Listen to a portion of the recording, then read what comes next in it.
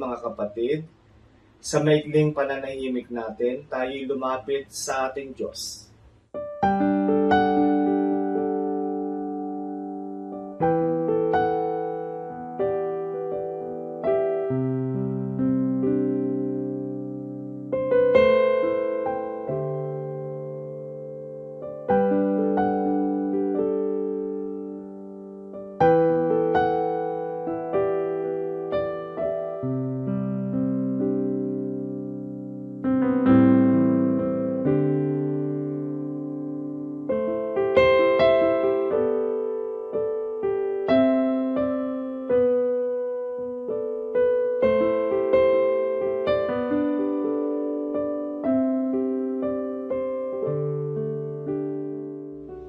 Muli tanggapin niyo po aming Ama ang aming pasasalamat, ang aming mga awitin. Ang mga pagsamba po namin sa oras na ito ay iyong tanggapin. Samahan niyo po ang aming pananambahan. Pagpalain niyo po kami. Ito po ang aming dalangin sa pangalan ni Jesus.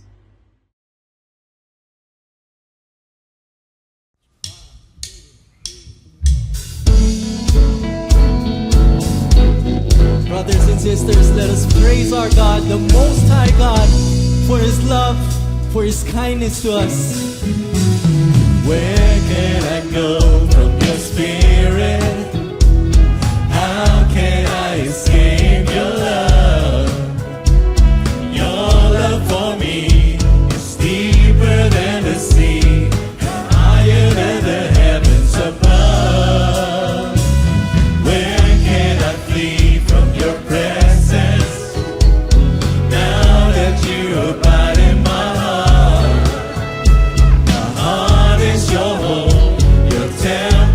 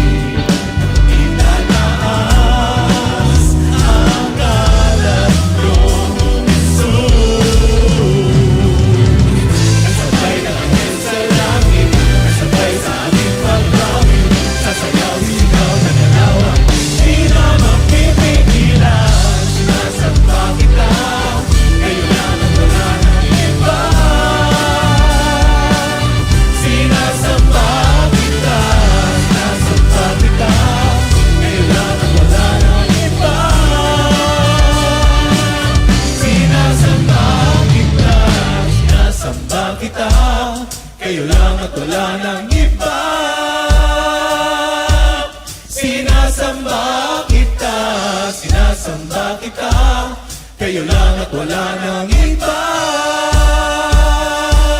Sinasamba kita.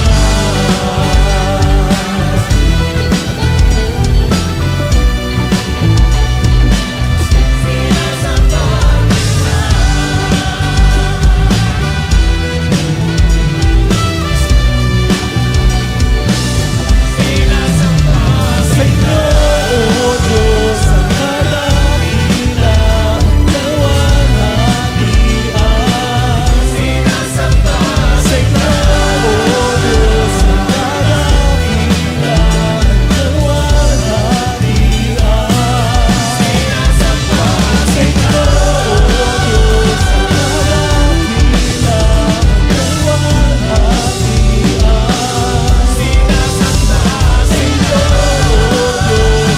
kadakilaan, kaluwalhatian. Sinasamba sa iyo, papuri, pagsamba at pagluwalhati sa ating Panginoong Hesus. Aming Diyos kataas-taasan. Patuloy kaming nagpapasalamat, naghahayag ng aming pagmamahal na nanggaling din sa inyo. Panginoon, patuloy po kayong mangusap sa aming mga puso.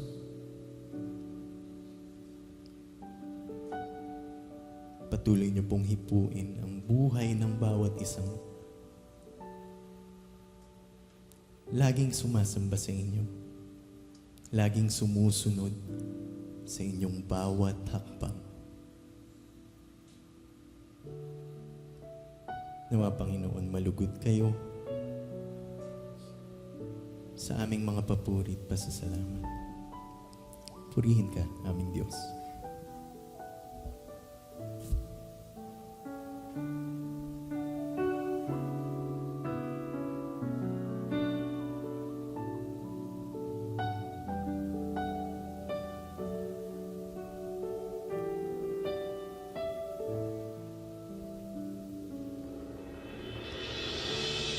Dalangin ko'y makita ka, mapagmasdan ang inyong mukha.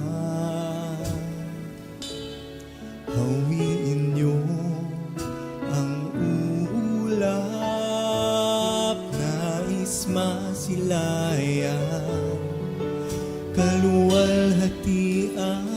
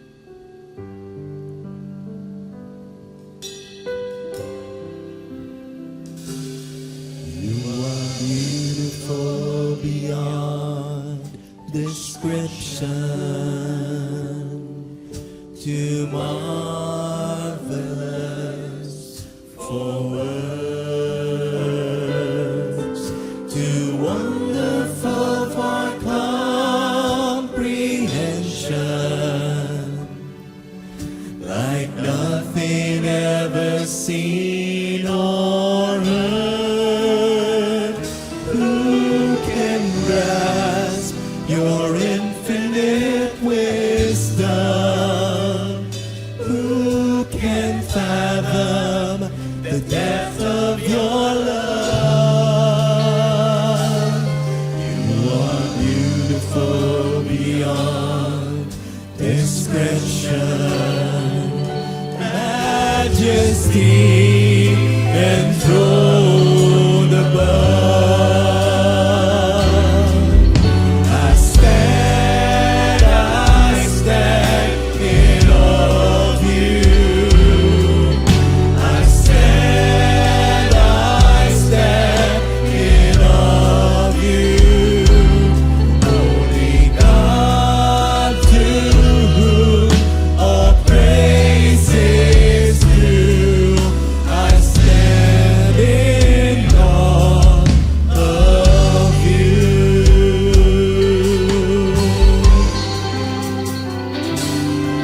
You are beautiful beyond description. Too marvelous for words, too wonderful for comprehension, like nothing ever seen or heard. Who can grasp your infinite wisdom? Who can fathom the depth of your love? You are beautiful beyond description. Majesty enthroned above. I stand in awe of you. I stand in awe of you. Holy God, to whom all praise is due.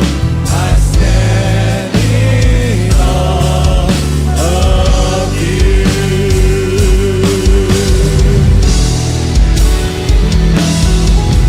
I stand in awe of you.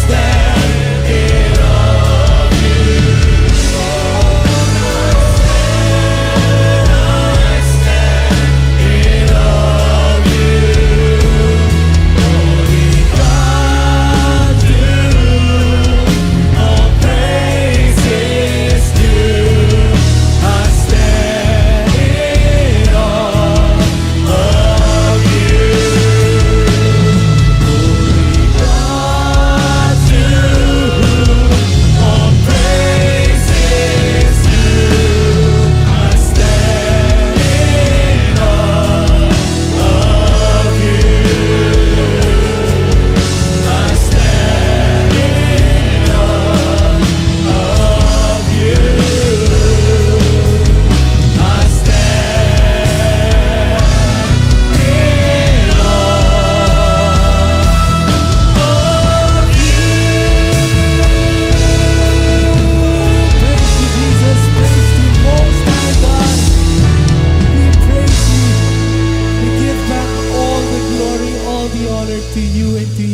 Father, we praise you. Aming Diyos, aming tagapagligtas, aming Redeemer, aming Healer, be with us as we listen to your words.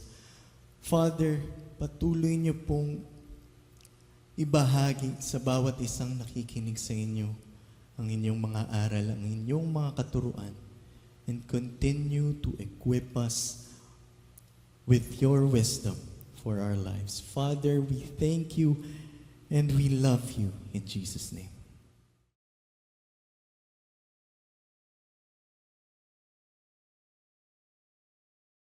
Matthew 6:25, I tell you not to worry about your life. Sabi po yan ng Panginoong Jesus. The Bible could contain very complex theologies, and that interests many academicians and specialists, but most people are helped by the very simple and practical teachings in Scripture. Ang ating ngayong pag-aaralan, isa sa mga ganong simpleng bagay na mahalaga sa ating buhay, pinamagatan natin, minimize worry. We thank you, Father, that we can go to you, and you are our God, our Father, our helper, our healer. We now ask you to give us a simple message that will bring down to our level the glory of your kindness and mercy. Be our speaker, O God. Use your servant only as your instrument. Lead us unto a greater knowledge of you, and lead us to a life that is worthy to be lived by your children. Tulungan niyo po kami turuan sa ngalan ng iyong anak na si Jesus. Minimize worry. Maraming worries ang buhay. We worry about life and health, about finances mostly, about our many plans and desires, about advancement, and some worry about their very survival. Iba-iba. But instead of worry, pray. Alam na natin yan, pero sabi ng matatanda, ang paalalay gamot sa taong nakalilimot. Connect with God through prayer. Because spiritual connection with God teaches and inspires. It also gives space for counsel, for wisdom. Spiritual connection with God empowers, relaxes even, and soothes. So pag ang tao'y nalilito, nagugulo, magandang manalangin. Para kang plug na isinasaksak sa outlet, nakakakonekta ka sa kapangyarihan ng Diyos. Ang iyong kahinaan ay lumalakas, ang iyong kaguluhan ay tumatahimik, at nagkakaroon ka ng inspirasyon. Prayer should not only be resorted to by the very, very cornered and hopeless. Prayer should not be the last resort. It should be the first recourse. Maraming mga pagkakamaling hindi na sana magagawa kung nag-pray agad. We could have been spared many difficulties and hardships and complex problems, complications, if only we pray at once. Mas nauuna yung ating pagsangguni sa Diyos. Mas nakakatibid tayo ng lakas at oras sa pwedeng maging mga pagkakamali. Not to mention that prayer will definitely be answered. Of course, the answer could be yes, no, or wait. But prayer could also be granted. We pray to receive a positive answer to our prayers. Although we accept it if it's a no or a wait. But we accept. And mere acceptance of God's will for us already gives us a lot of serenity. A lot of worry goes away. A lot of stress goes away when you are in communion with God. And whether or not God gives you what you want, having known that you communicated with God and having received God's answer enables you to be peaceful. Malaki ang nagagawa ng prayer. Huwag kayong mananalangin pag gipit na lang, pag huli na, wala na magawa, o wala na tayong magawa, magpe-pray na tayo. Pray agad. Sa simula pa lang. Gawin ang unahin. Philippians 4:6, don't worry about anything, but pray about everything. With thankful hearts, offer up your prayers and requests to God. And here we have an insight into a prayer that soothes and helps our nerves. Be thankful. The attitude of your prayer should be thankful, not complaining, not forever grumbling, but thankful. So first of all, you thank God for what you should thank God for, and approach the throne of God from a grateful heart, not from a demanding, spoiled brat. At pagka tayo pasalamat ng pasalamat, hindi man natin laging naaalala tuloy natin na oo nga pala, maraming dapat ipagpasalamat, maraming dapat ipagbunyi at ipagdiwang sa buhay. So what do you do with worry in your life?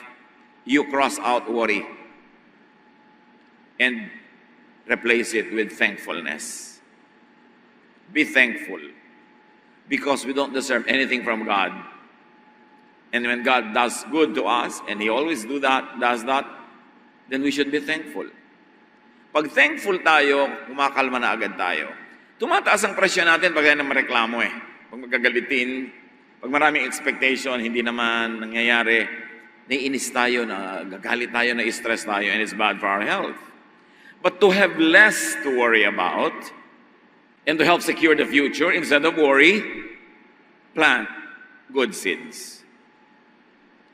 Many people worry because they never do the planting in the correct time. But those who fail to plant so that they could harvest, they actually plant to worry. Maraming pag-aalala nangyayari kasi hindi tayo nagtanim nung dapat oras na nagtanim tayo. Hindi tayo gumawa ng tama, hindi tayo gumawa ng mabuti. We never did our assignment, our homework. So now, we become worrisome. Kasi alam natin na may darating na mga pagbabayad ng mga utang, may darating na mga leveling up of things, pero pagka hindi ka gumawa ng tama, noong tamang oras, nagkakaroon ka ng alalahanin. Ecclesiastes 11:1-2, ship your grain across the sea. After many days, you may receive a return. Invest in 7 ventures, yes, in 8. You do not know what disaster may come upon the land. So ang New International Version renders Ecclesiastes 11:1-2 as trading. Do more trading para meron kang tubo. Mamuhunan ka, magnegosyo ka para ka kumita, at mag-diversify ka. Mag-invest ka in 7 or 8 ventures kasi hindi man alam kung alin dyan ang magkiklik, kung alin ang kikita. And the contemporary English version of the same verses say, be generous and someday you will be rewarded. So this too is a kind of planting, like an economic activity is a kind of planting. Share what you have with 7 or 8 others because you never know when disaster may strike.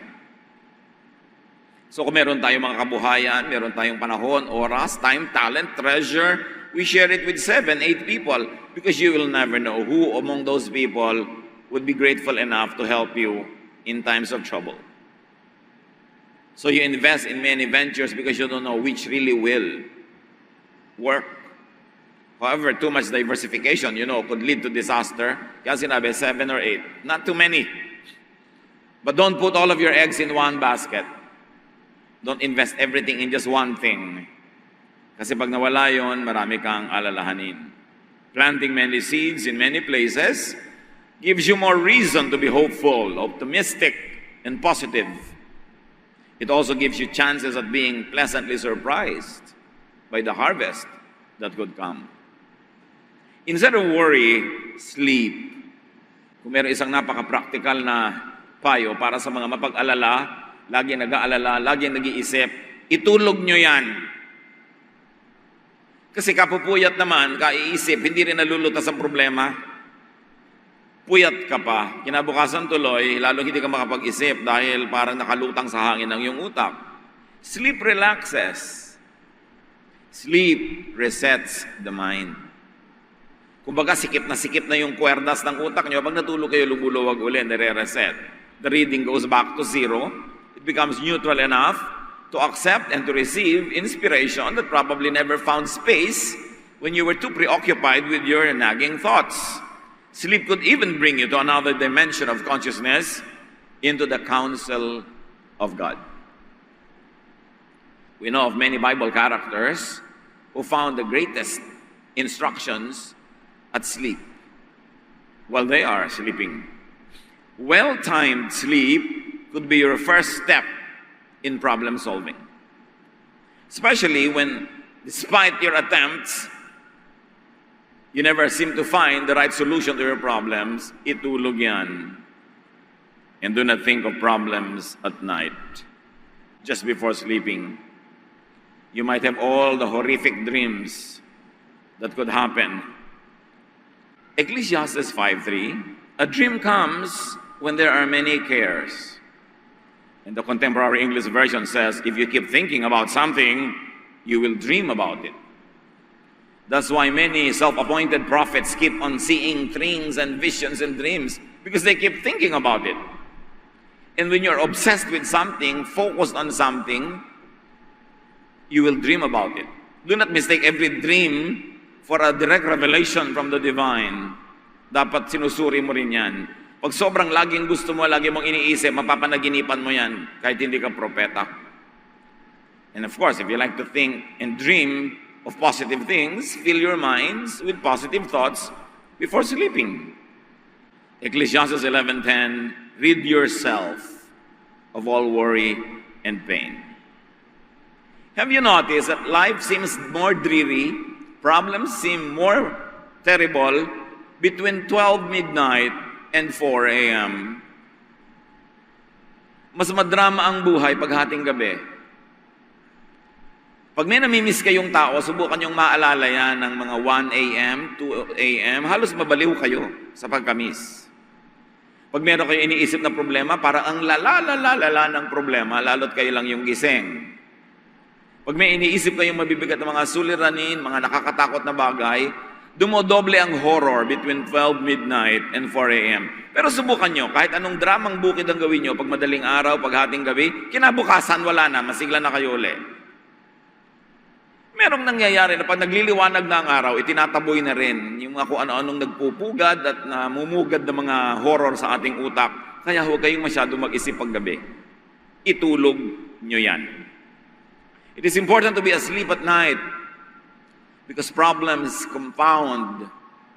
Horrors become more horrific when you think about it in the depths of the night. So sleep, so you don't get to think about it and be obsessed with it, because the moment you wake up the following morning, things become brighter. Actually, nothing changed, only the time. But there is something about our body clock, and there is something about the way we think and our emotions connected with the night or the day. Kaya itulog nyo yung gabi para makaraos, makalampas, at mag-survive. Matthew 6:27, can worry make you live longer? The expected answer is, of course, a big no. It's pointless to worry. Instead of worry, accept what cannot be changed. Of course, we've got to have the wisdom to know the difference between what should be changed and what cannot be changed. But whatever cannot be changed, at least for the moment, must be accepted. It will make you worry less, or it will take away your worries. Ecclesiastes 1:15, if something is crooked, it can't be made straight. If something isn't there, it can't be counted. So tanggalin na lang ang mga pagtanggi sa mga dapat ay tinatanggap na lang. Huwag hanapin ang wala. At huwag paghanapan ang wala. Do not dwell on if onlys. If only I married another man or woman. If only I did this or that. Tapos na nga eh. People who live filled with if onlys always worry and are stressed and are unhappy. Don't say if only. Say next time. Kung may next time ka pa to marry, no? In that case. Kasi marami pa namang pwedeng mangyari. Pagtapos na, hindi na mababago, tanggapin nyo na. Do not dwell on it should have been. Because that will fill your heart with a lot of negative thoughts that will lead only to rebellion, that will lead to stress and worry. Kaya sabi ni Percy Bysshe Shelley, we look before and after and pine for what is not. Our sincerest laughter with some pain is fraught. Our sweetest songs are those that tell of saddest thought. Lulungkot ka talaga, hihirap ang buhay kung ang lagi ang hinahanap mo ay wala. Accept a situation that can't be changed. Accept a person, especially, that cannot be changed. Accept a given that cannot be changed. And do not problematize something that has no solution. Pastor, may malaki po akong problema, wala pong solusyon. Iha, ang lahat ng problema may solusyon. Every problem has a corresponding, a partner solution. If it has no solution, it is not a problem. Therefore, don't problematize it. Accept it. Pag walang solusyon, ano gagawin mo? Iuumpog mo ulo sa lahat ng bato para ma-solve? Eh wala palang solusyon, tanggapin mo na lang. After doing everything that you possibly could to ensure that your life is good and things will happen as they should happen, instead of worry, entrust everything to God. Ipagkatiwala ang lahat sa Diyos, matapos na nagawa mo na ang lahat ng pwede mong gawin. Kailangan gawin mo muna yung dapat mong gawin. Magtanim ka kung dapat ka magtanim, makipagkasundo ka kung dapat ka makipagkasundo, gumawa ka ng mabuti. Pag nagawa mo na yung mga dapat mong gawin, ipagtiwala mo na sa Diyos, huwag mo nang isipin. Kasi kahit naman isipin mo, hindi mo rin maapektuhan yan. 1 Peter 5:7, God cares for you, so turn all your worries over to Him.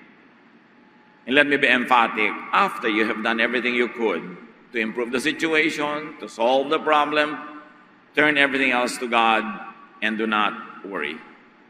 And do not contend with God.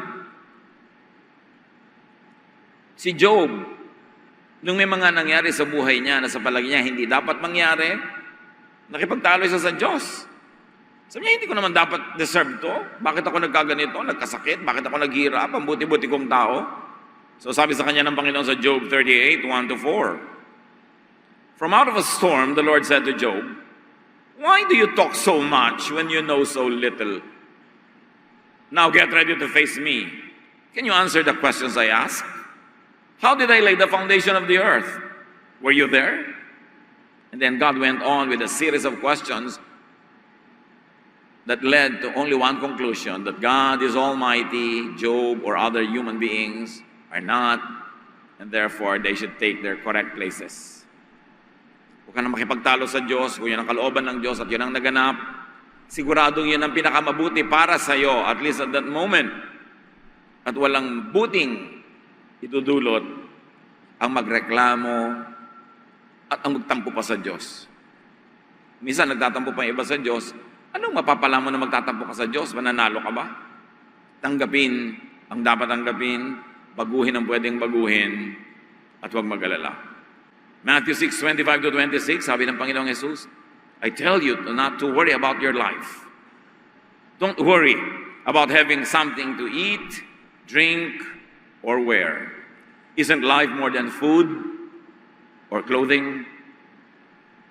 Look at the birds in the sky. They don't plant or harvest. They don't even store grains in barns, yet your Father in heaven takes care of them. Aren't you worth more than birds?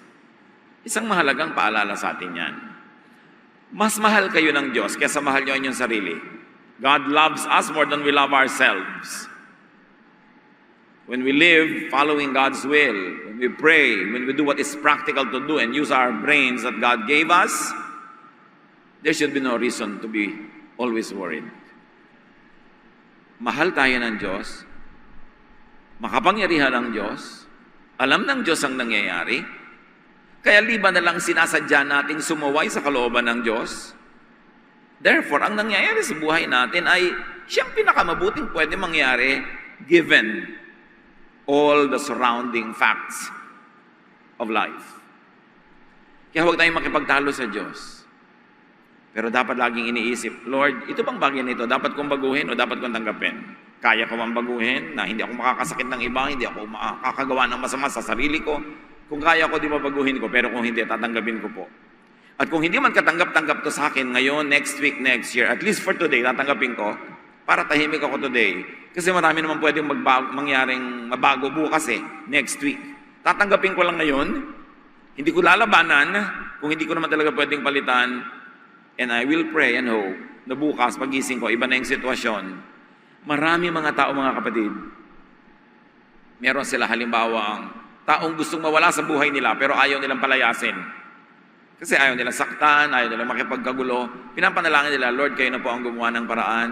At naghihintay sila at napakarami nagpapatotoo. Ay, salamat, hinintay ko yung paraan ng Panginoon. Nawala rin yung tao, hindi ko inaway, hindi ako inaway, hindi nagalit sa akin. Kailangan lang, naghihintay ka sa God's timing. Marunong tayong maghintay. Hindi pa dalos-dalos, hindi dinadaan sa bugso ng damdamin ng ating mga pasya. At kung wala kang magagawang tama, kung ang gagawin mo lang ay makakasira, makakagulo, mabuti pa, wala ka na lang munang gawin at hintayin mong kumilos ang Diyos. Hindi mo laging kailangang makialam, hindi mo kailangang laging actively orchestrating what happens around you. Because God is alive and God is powerful and God is involved in our daily lives. At napakalaking advantage sa ating mga anak ng Diyos yun na meron tayong inaasahan ng Diyos, meron tayong pinupuntahan. at sa mga bagay na di natin maunawa na ipapasa Diyos natin dahil tayo nagtitiwala sa Kanya. Ano ang mga worries niyo sa buhay? Worried ba kayo about the future? Worried ba kayo about health? Worried ba tayo about money? Worried ba tayo about social relationships, about professional situations and professional issues? Lahat yan alam ng Diyos. Gawin natin kung anong tama. Lagi tayong gumawa ng mahusay, magtanim ng mabuti, umasang aanin nun, at ipasa Diyos ang lahat. Meanwhile, don't allow worry about things that are yet to happen spoil the beauty of what is happening now that you could otherwise miss. If you're always fixated on what could be and what might be, we miss what is happening right now. And today will never come back. The moment you miss this hour, it will never return. So we miss a slice of life, and we miss a chunk of life because we worry too much about a far away next week or next month. Plan, yes, but then after doing enough planning, leave the results to God. Ama namin, turuan niyo po kami. Payapain niyo po ang aming loob, yung aming mga pag-aalala. Turuan niyo kami magtiwala sa inyo, gawin ang tama, at mabukas ang mata namin sa napakaraming magagandang bagay na dapat naming malasap, ma-enjoy, kung hindi lang kami laging nag-aalala at laging natatakot. Panginoon, palitan mo ng kapayapaan. Palitan niyo po ng inspirasyon. Palitan niyo ng kaliwanagan. Palitan niyo ng lakas. Yung lugar na ngayon na bakante dahil tinanggal namin ang mga worries na ito't ibinigay sa inyo. Spend some silent time with the Lord. Listen to the Spirit.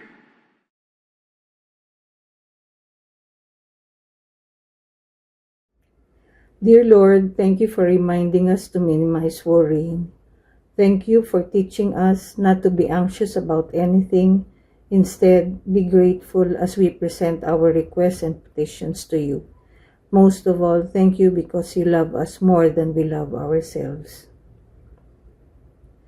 Let us pause for a moment to thank our Most High God and praise Him for His kindness and mercy.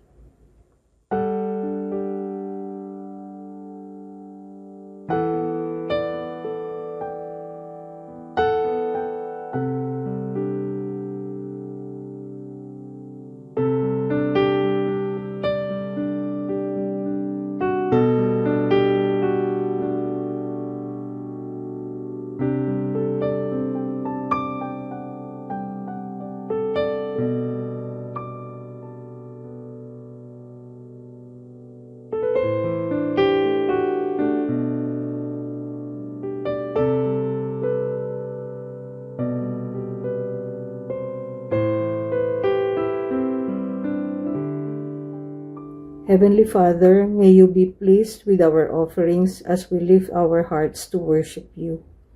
Bless us and make us worthy of your love. By your grace, enable us to trust in you so we do not have to needlessly be troubled and worried. In Jesus' name we pray.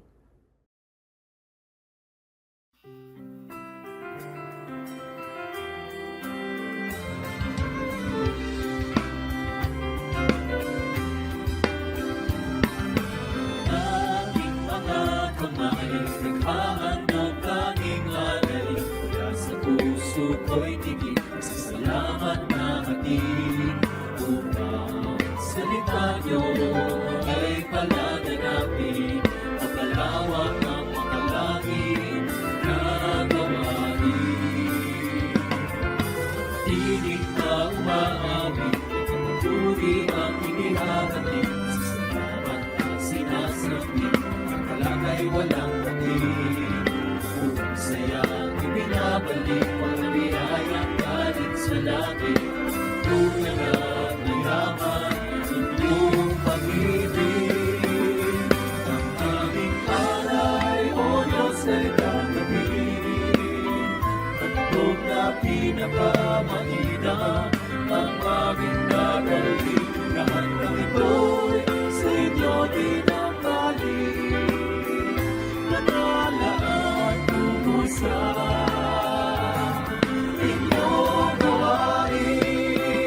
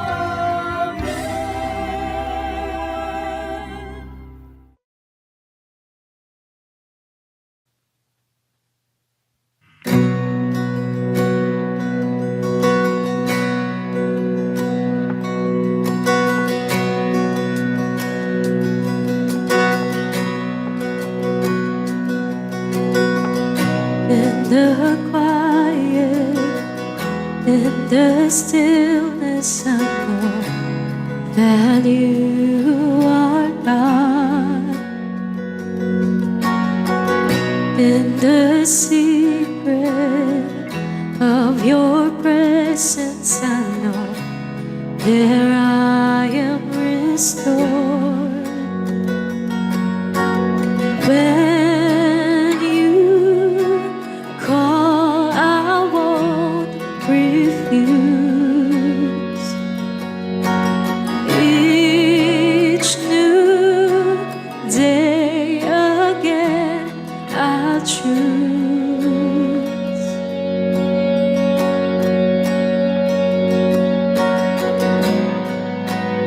There is no one else for me, none but Jesus,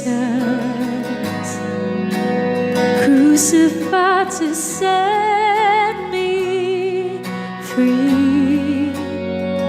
Now I live to bring Him praise. In the chaos, in confusion, I know You're sovereign still. In the moment of my weakness, You gave me grace to do Your will. So when You call, I won't delay. This my song through all my days. There is no one else for me, none but Jesus, crucified to set me free. And now I live to bring Him praise. There is no one else for me, none but Jesus, crucified to set me free. Now I live to bring Him praise.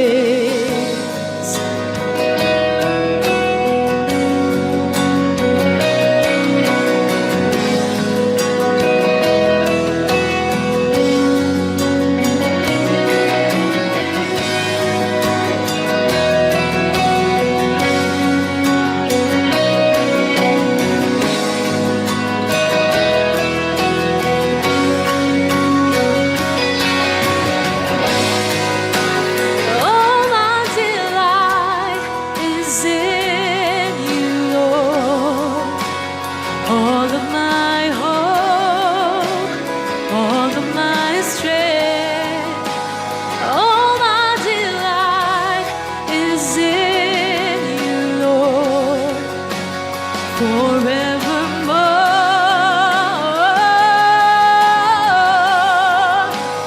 All my delight is in You, Lord. All of my hope, all of my strength, all my delight is in You, Lord, forevermore.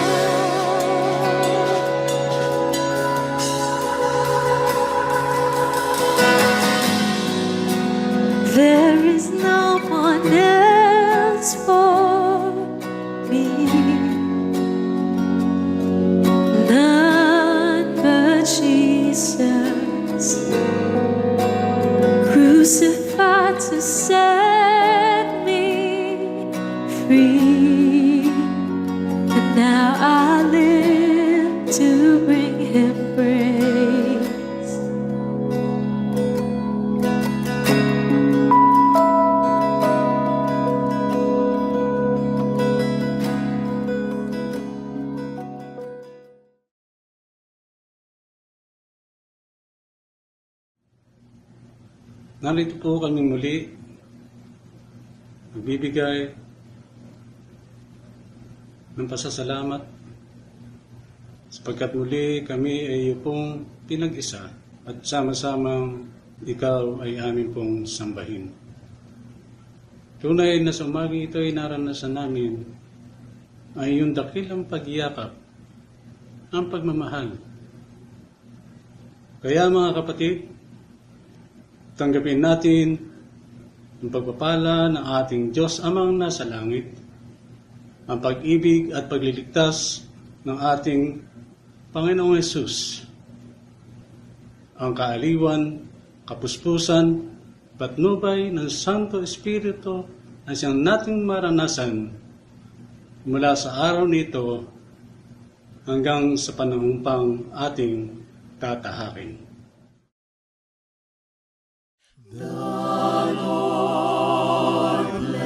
Bless you and keep you. The Lord lift his countenance upon you and give you peace. And give you peace. And give you peace.